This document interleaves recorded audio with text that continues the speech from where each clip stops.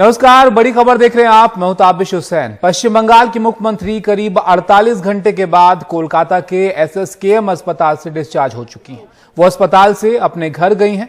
ममता बनर्जी नंदीग्राम के बिरोलिया गांव में घायल हो गई थीं और उनके पैर और शरीर के कुछ हिस्सों में चोटें लगने के बाद उन्हें कोलकाता के अस्पताल में भर्ती किया गया था।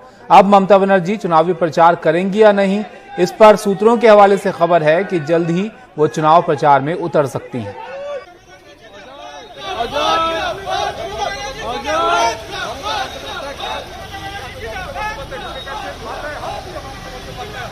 लेकिन ममता बनर्जी के मुद्दे को लेकर सियासत भी वहां पर जमकर हो रही है। जहां टीएमसी इस पर ममता बनर्जी पर हमला होने का आरोप लगा रही है, वहीं बीजेपी इसको नकारती रही है। और वहीं आज नंदीग्राम से शुवेंदु अधिकारी ने भी पर्चा भरा। यहां इस हाई वोल्टेज सीट पर उनका मुकाबला ममता से होना है। शुवेंदु ने कई मंदिरों में दर्शन किए और नामांकन से पहले रोड शो करके शुवेंदु अधिकारी ने जबरदस्त शक्ति प्रदर्शन यहां पर किया। उन्होंने ममता सरकार पर जमकर निशाना साधा है और भरोसा जताया है कि वो चुनाव जीतेंगे। ममता बनर्जी की व्हीलचेयर पर अस्पताल से बाहर आती ये तस्वीरें शायद इस चुनाव की सबसे अहम तस्वीर साबित हो। नंदीग्राम में चोटिल होने के बाद व्हीलचेयर पर ममता ऐसे ही प्रचार करने की बात कर चुकी हैं। उनके पांव की चोट पर सियासी बहस हो रही है और शायद चुनावी नतीजे पर भी इसका असर पड़े। उधर चुनावी मौसम में ढोल नगाड़ों के बीच झूमते नाचते ये लोग हल्दिया की सड़कों की रौनक बढ़ा रहे हैं। शुवेंदु अधिकारी बंगाल की सबसे अहम सीट नंदीग्राम के लिए पर्चा भरने का रुख करते हुए शुवेंदु नंदीग्राम से ही खड़ी हो रही अपनी पूर्व बॉस मुख्यमंत्री ममता बनर्जी को चुनौती पेश करेंगे। 2016 में शुवेंदु नंदीग्राम से तृणमूल के एमएलए थे, लेकिन अब उन्होंने पाला बदल लिया है। शुवेंदु की प्रतिद्वंदी ममता की चोट को लेकर विवाद है और शुवेंदु दावा कर रहे हैं कि जीत उन्हीं की होगी। तो भूमिपुत्र उन्हीं 5 বছর अंतर आसेन, আমি तो सब समय থাকি। बंगाल का चुनावी पारा दिल्ली तक पहुंच गया जब तृणमूल के सांसद ने दिल्ली में चुनाव आयोग से उस घटना की जांच की मांग की जिसकी वजह से ममता को अस्पताल जाना पड़ा। ये प्रधानमंत्री के उस बयान को लेकर भी संदेह जता रहे हैं जब प्रधानमंत्री मोदी ने कहा था, जब स्कूटी ने नंदीग्राम में गिरना तय किया है तो हम क्या करें। बीजेपी भी चुनाव आयोग से इस मामले की जांच करवाना चाहती है। कई नेताओं ने ममता के उस बयान पर सवाल उठाए हैं कि 4-5 लोगों ने उन्हें चोट पहुंचाने के लिए हमला किया और पुलिस इस दौरान नदारद दिखी। वीडियो पब्लिक में आना चाहिए, पब्लिक डोमेन में आना चाहिए ताकि लोग सच जान सके। ब्रिगेड ने बोला कि नंदीग्राम जाने में दीदी का स्कूटी पलट जाए, तो ये 3 घटना को लिंक करिए और अब देखिए जब ममता दी पर हमला हुआ तब कोई पुलिस का एसपी उधर नहीं था। हमने चीफ इलेक्शन कमिश्नर को बोला अभी पूरा कानून का स्थिति आपके हाथ में है। इस बीच ममता ने कहा कि वो जल्द ही प्रचार शुरू करेंगी, चाहे उन्हें व्हीलचेयर से ही प्रचार करना पड़े। कोलकाता से मौनीदीपा बनर्जी, एनडीटीवी इंडिया। वहीं कांग्रेस का छात्र संगठन एनएसयूआई रोजगार के मुद्दे को लेकर सड़कों पर है। एनएसयूआई दिल्ली में बेरोजगार को लेकर बड़ी रैली जो है बेरोजगारी को लेकर वो उन्होंने की, साथ ही साथ नया कैंपेन नौकरी दो या डिग्री वापस लो भी लॉन्च किया। एनएसयूआई को एसएससी, रेलवे में सालों से अपनी भर्ती का इंतजार कर रहे छात्रों का भी साथ मिला है। सौरभ शुक्ला की रिपोर्ट आप देखिए। महाराष्ट्र से आई 23 साल की काजल यादव और उनके पीछे बैनर झंडे लिए बैठे हजारों एसएससी अभ्यर्थी पिछले 1 महीने से दिल्ली में तमाम मंत्रालयों और मंत्रियों के घरों के चक्कर लगा रहे हैं। जंतर मंतर पर प्रदर्शन करने गए तो पुलिस ने लाठी मारकर भगा दिया। दरअसल 2018 में एसएससी जीडी के 60,000 पद निकले थे, जिसमें लगभग 1 लाख से ज्यादा अभ्यर्थियों ने लिखित, शारीरिक और मेडिकल परीक्षा पास की, लेकिन इसमें से सिर्फ 54,000 नौजवानों का मेरिट में नाम आया। यानी परीक्षा के सारे मानक पूरे करने के बाद भी 55,000 का भविष्य अधर में लटक गया है। 2018 से प्रोसेस चालू हुई सर। 2021 में 21 जनवरी को इन्होंने रिजल्ट डिक्लेयर किया। मतलब तकरीबन 4 साल लगाए भर्ती में सर, जो कि ड्यूरेशन इस भर्ती का होता है 2 साल का। उसमें सर आधे बच्चे अभी ओवर एज हो चुके हैं। प्रगति कितने दिन हो गए आप लोगों को यहाँ? हम लोगों को यहाँ 1 महीने हो गए सर। हमारा कोई बात नहीं सुनता, कोई भी सरकार नहीं सुनता। इतना ही नहीं, हमको पुलिस भी टॉर्चर करती है सड़कों पे। अगर हम कहीं पार्क में बैठ जाए तो हमें वहाँ भी बैठने नहीं देती है सर। अभी तो हम लोग खाना वाना गुरुद्वारे में कर रहे थे, हमको गुरुद्वारे वाले ने भी 4 दिन पहले निकाल दिया। इन जैसे हजारों शिक्षित बेरोजगारों की आवाज उठाने के लिए NSUI ने भी नौकरी दो या डिग्री वापस लो कैंपेन शुरू किया है। ये कार्यक्रम हमारा देश भर तक जाएगा। देश भर के छात्र जो हैं वो अपनी डिग्री जो है वो प्रधानमंत्री जी को भेजेंगे और ये संदेश जो है NSUI का एक एक कार्यकर्ता कोने कोने के छात्रों तक लेके जाएगा। फिलहाल 5 राज्यों में जहां विधानसभा चुनाव होने वाले हैं, वहां की राजनीति के बीच रोजगार का मुद्दा चुनावी चर्चा में नजर नहीं आता है। संसद में गृह राज्य मंत्री ने कहा कि वो और 1 लाख से ज्यादा वैकेंसियां निकालने वाला है। तो सोचिए कि अगर वैकेंसियां निकालने वाले हैं तो ये जो मेडिकल फिट लगभग 55,000 छात्र हैं, इनको क्यों नहीं लिया जाता है? और अगर अब नहीं ले रहे हैं तो इनको प्रदर्शन करने का अधिकार तो दीजिए। फिलहाल ये लोग NSUI के प्रदर्शन में पहुंचे हैं और ऐसे बैनर पोस्टर लेकर के 1 महीने से दर दर की ठोकरें खा रहे हैं। गृह मंत्री से लेकर के राष्ट्रपति भवन तक के चक्कर लगा रहे हैं, लेकिन इनकी सुनवाई नहीं हो रही है और इनको नहीं पता कि इनका भविष्य क्या होगा, क्योंकि इसमें ज्यादातर लोग दोबारा एग्जाम भी नहीं दे सकते क्योंकि ये ओवर एज हो चुके हैं। सहयोगी सचिन गुप्ता के साथ नई दिल्ली से सौरभ शुक्ला, NDTV इंडिया।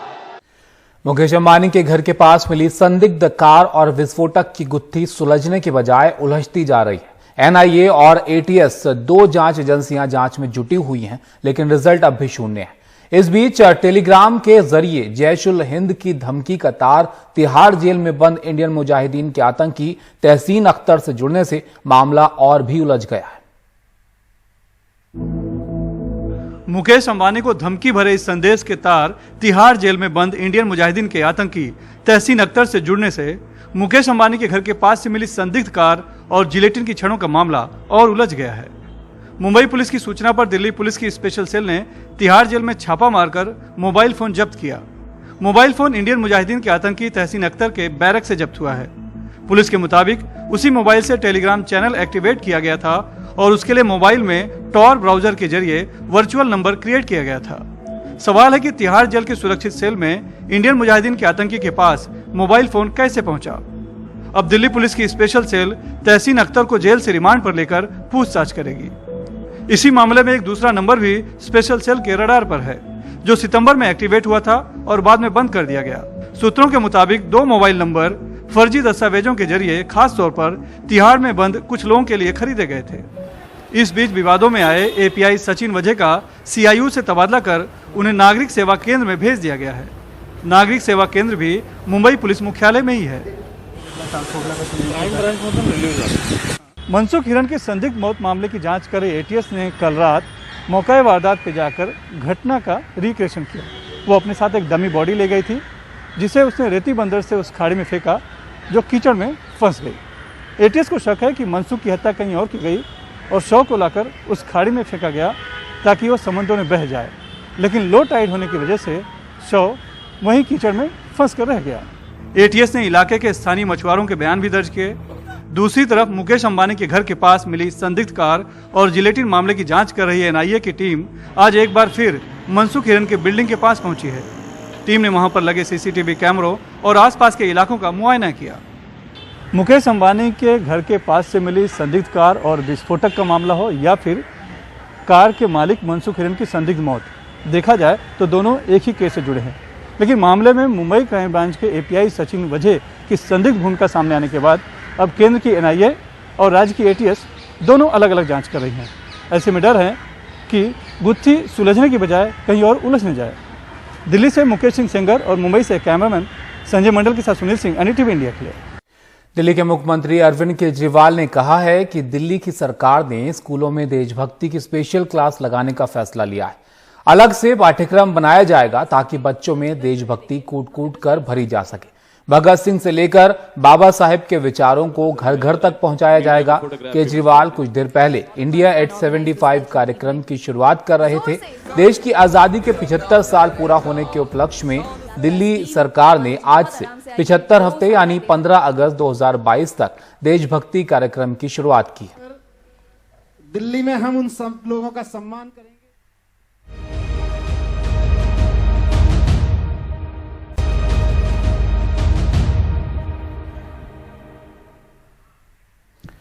पिछले 2 दिनों से एक खबर सुर्खियों में। बेंगलुरु में एक महिला ने जोमेटो डिलीवरी बॉय पर आरोप लगाया था कि उसने ऑर्डर कैंसिल करने से नाराज होकर महिला को घूंसा मारा। लेकिन अब इस मामले में एक नया ट्विस्ट आता दिख रहा है, क्योंकि डिलीवरी बॉय कुछ और ही कहानी बता रहा है। आपको सुनाते हैं दोनों के अपने अपने सच। वो बंदे में बिल्कुल भी पेशेंस नहीं था, उसने मेरी एक भी बात नहीं सुनी एंड वो चिल्लाने लग गया, तू बोलेगी तो मैं रुकूंगा क्या? अगर कस्टमर केयर मुझे 1 घंटे बाद कॉल करेगा तो मेरा क्या? मैं नौकर हूँ क्या तुम लोग? तो मुझे ये सब चीज़ बहुत थ्रेटनिंग लगा। जब उसने मुझे बोला मैं नौकर हूँ, मैं इतना डर गई। मैंने ना दरवाज़ा क्लोज करने का अपने तरफ से ट्राई किया, उस पर उसने दरवाज़ा पुश कर दिया। जब मेरे को लगा कि ये क्या है, ये गलत हो रहा है, तो मैंने उसको कहा सर आप ये नहीं कर सकते। तब उसने मुझे मुक्का से मारा और ये सब पूरा विदिन 2 मिनट्स के अंदर हुआ है। She started in chapels, so I was totally shocked. Then she threw shoes also on me. And when she was started beating in slippers for my safety, I have hit her hand, and in her hand she was wearing a ring. That ring hit her nose, and the injury was happened in the nose, on the top of the nose. And I'm saying I didn't punch her. बात corona की करते हैं। देश पर corona नाम का खतरा एक बार फिर से मंडरा रहा है। हालत ये हो गई है कि आज देश में पिछले 24 घंटे में 23,285 नए मामले सामने आए हैं, जो बीते 2.5 महीने में सबसे ज्यादा है। देश की राजधानी में भी बढ़ते मामले चिंता बढ़ा रहे हैं। देश में केवल 38 दिनों में कोरोना के मामले 3 गुना बढ़ गए हैं। शुक्रवार को 23,285 नए मामले सामने आए हैं, जो 24 दिसंबर के बाद सबसे ज्यादा हैं। यानी जब लग रहा था कि कोरोना संकट टल रहा है, तभी यह फिर सर उठाने लगा है। सबसे ज्यादा चिंता महाराष्ट्र ने बढ़ाई हुई है, जबकि केरल, पंजाब और कर्नाटक में भी मामले बढ़ रहे हैं। देश में एक्टिव मामले 1,97,237 हो गए हैं, जो 19 जनवरी के बाद सबसे ज्यादा हैं। स्वास्थ्य मंत्रालय के मुताबिक देश में सबसे ज्यादा एक्टिव मामले जिन 10 जिलों में हैं, उनमें से 8 जिले महाराष्ट्र के हैं। पुणे, नागपुर, ठाणे और मुंबई में एक्टिव केस 10,000 से 18,000 तक हैं, जबकि कर्नाटक के बेंगलुरु और केरल के एर्नाकुलम में भी करीब 5,500 एक्टिव केस हैं। We are very worried about Maharashtra. हम महाराष्ट्र को लेकर बहुत चिंतित हैं। महाराष्ट्र में कई जिलों में केस बढ़े हैं। आपने इनके नाम देखे हैं। हमको पता चला है कि नागपुर में सख्त लॉकडाउन लगाया गया है। हम उस स्टेज पर पहुंच रहे हैं जहां पर फिर से वही रोकथाम के तरीके अपनाने पड़ रहे हैं। यह बहुत गंभीर है। It's a very serious matter. देश की राजधानी दिल्ली में भी बीते महीने जहां 100 से 200 ही मामले सामने आए, वहीं गुरुवार को 409 नए मामले सामने आ गए। हालांकि दिल्ली सरकार का कहना है कि संक्रमण दर अभी भी 1% से नीचे है, इसलिए चिंता की बात नहीं है। पूरी टेस्टिंग करें, पूरी विजिल रखी हुई है, और अभी देखो बिल्कुल बेस लाइन बहुत कम हो जाती है। 200 से 400 होना कोई बहुत, मतलब इसको एकदम से अलार्मिंग नहीं कह सकते, क्योंकि जो क्राइटेरिया है, कट ऑफ्स हैं, वो 1%, 5%, 15% वही है। हम 5% से भी नीचे हैं, 1% से भी नीचे हैं, 0.6, 0.5, 0.4 कुछ ऐसा चल रहा है। ये बात सही है कि विश्व स्वास्थ्य संगठन के मुताबिक अगर हर 100 टेस्ट करने पर 5 से कम लोग संक्रमित पाए जाते हैं, तो ये एक सुरक्षित स्तर है। लेकिन संक्रमितों की संख्या बढ़ना चिंताजनक तो है ही।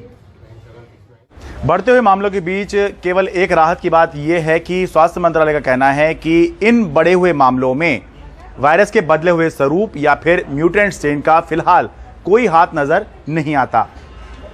दिल्ली से मैं शरद शर्मा, एनडीटीवी इंडिया।